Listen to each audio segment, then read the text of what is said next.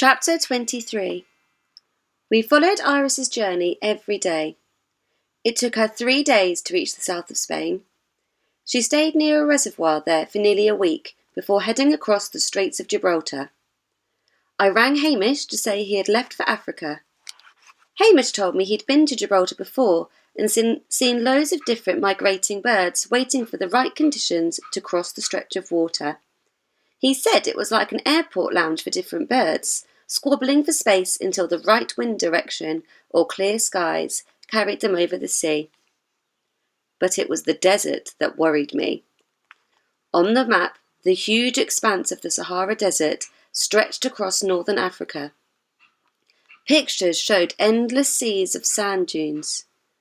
I read about rocks so hot you could fry an egg, and sandstorms so fierce they could tear your skin off. It was hard to believe that Iris would fly over this furnace of land, with no water to drink or fish from. And then, my worst fear happened.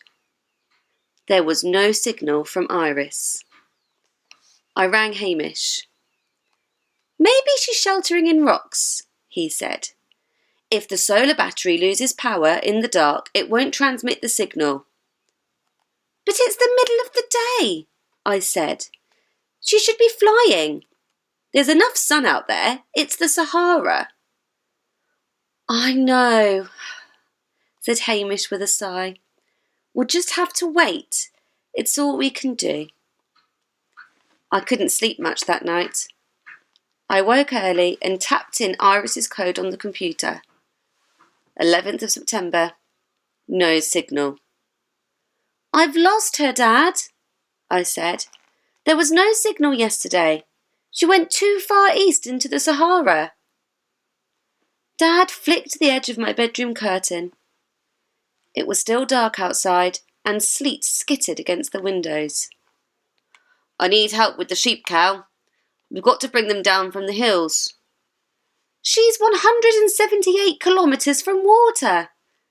"There's a couple of lame ewes I want to look at." "It's not yet dawn in the Sahara. Maybe when the sun hits the solar panel on her transmitter, we'll find her again." Dad looked at me. I didn't think he'd been listening to a word I said, but he had. "Cal," he said, "I want Iris to be safe too, but it's not going to make any difference if you sit all day with your face pressed to that computer screen. She's a wild bird in a harsh environment. You know that. There's nothing you can do to help her out there. She's on her own." "But she's a fighter, Dad, isn't she?" I looked at the screen, at the exact point of her last signal. Every day of her journey, I'd zoomed in on Google Earth to her location. I'd panned over the landscape she was flying over. It was as if I was with her. It was as if I was flying right beside her all the way. "Come on, Cal," Dad said. "Have your breakfast and help me with the sheep. Maybe we can go up to the osprey nest later and fix it for storm damage. There's going to be high winds tonight. Let's make sure the nest is there for her next spring. It's all we can do." I turned to switch the computer off, but before I could press the keys, a small orange dot flashed on the screen. A small orange dot that could only mean one thing. "She's back, Dad!" I yelled.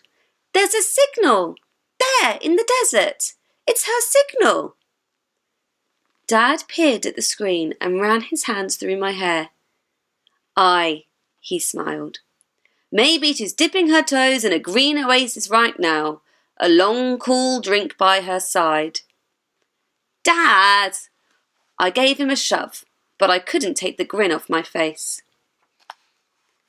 11th of September, 5:30 GMT, Sahara Desert. Speed 0 kilometres an hour. Total distance 3,812.02 kilometres. Iris opened her eyes and ruffled her feathers. A pale orange dawn was spreading across the horizon. There were no landmarks to be seen, No green-lined oasis or bright strip of river.